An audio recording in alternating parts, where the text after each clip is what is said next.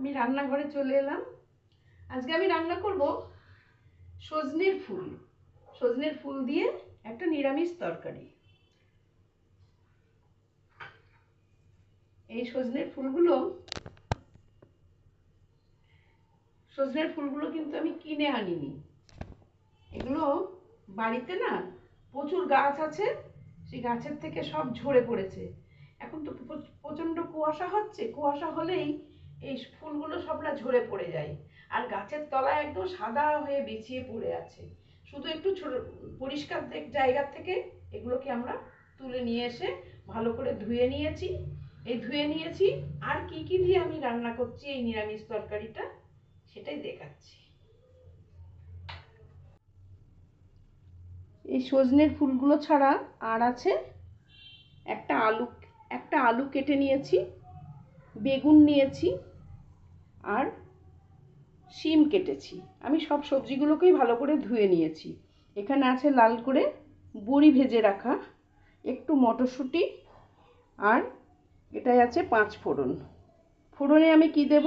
ফোড়নে আমি 5 ফোড়ন দেব, আর 2টো শুকনো লঙ্কা দেব, আর একটা কাঁচা লঙ্কা দেব। আর দেব এই 2 চামচ চিনি, অল্প পরিমাণে হলুদ, আর 1 চামচ লবণ।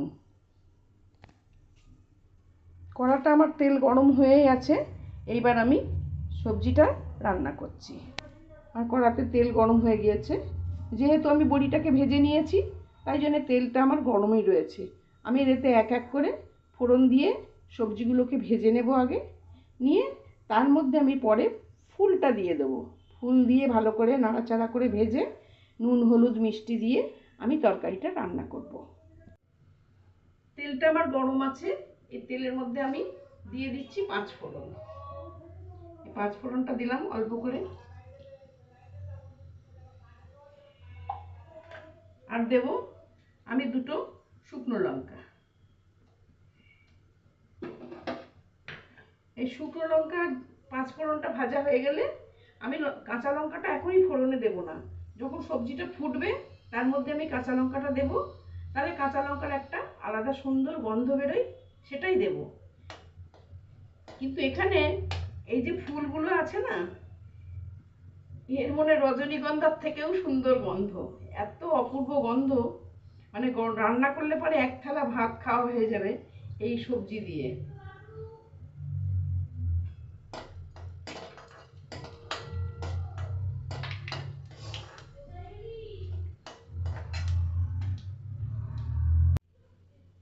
তেলটা আমার গরম হয়ে আছে, আমার এই ফোড়নটাও পুড়ে গেছে। এবার আমি সবজিগুলো দিয়ে দেব।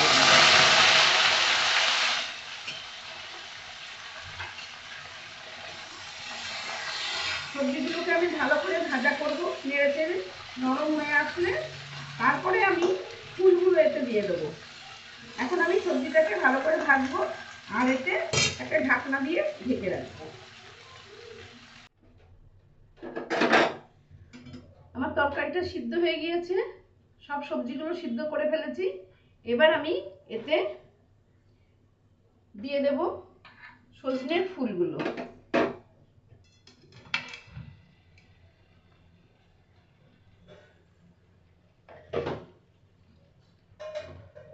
সজনের ফুল দেওয়ার পরে একটু ভালো করে নাড়িয়ে চাড়িয়ে নেব।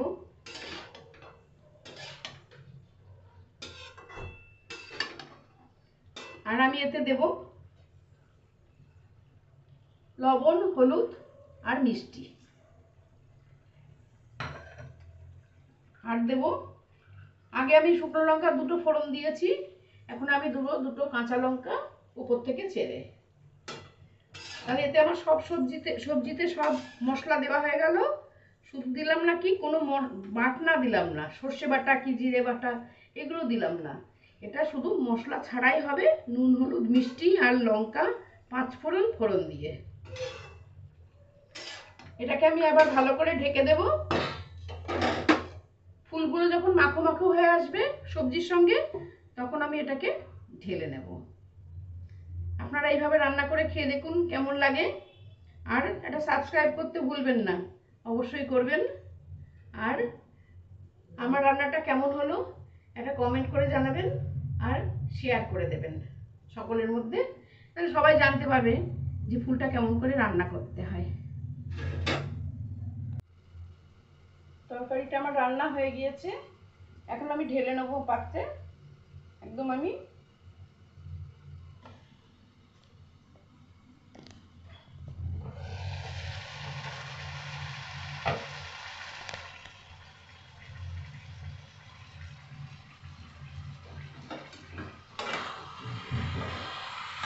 একদম শুকনো শুকনো রান্না হবে। ডালের সাথে, ডাল দিয়ে ভাত মেখে ডালের সাথেও খাওয়া যাবে, এমনি শুকনোও খাওয়া যাবে।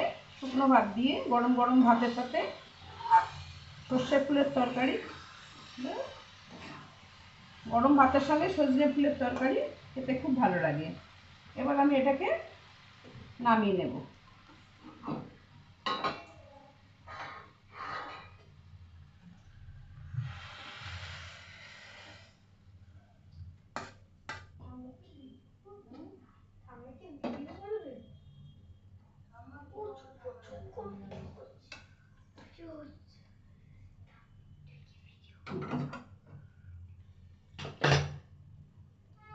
হয়ে গেছে আমার সজনে ফুলের তরকারি রান্না। খুব সুন্দর একটা গন্ধ আসছে। গরম ভাতের সাথে সজনে ফুলের তরকারি দারুণ জমে যাবে। আজকে আমি রান্না করলাম, আপনারাও এইভাবে রান্না করে দেখুন কেমন লাগে আপনাদের। অবশ্যই আমাকে কমেন্ট করে জানাবেন আপনাদের কেমন লাগলো আমার তরকারিটা।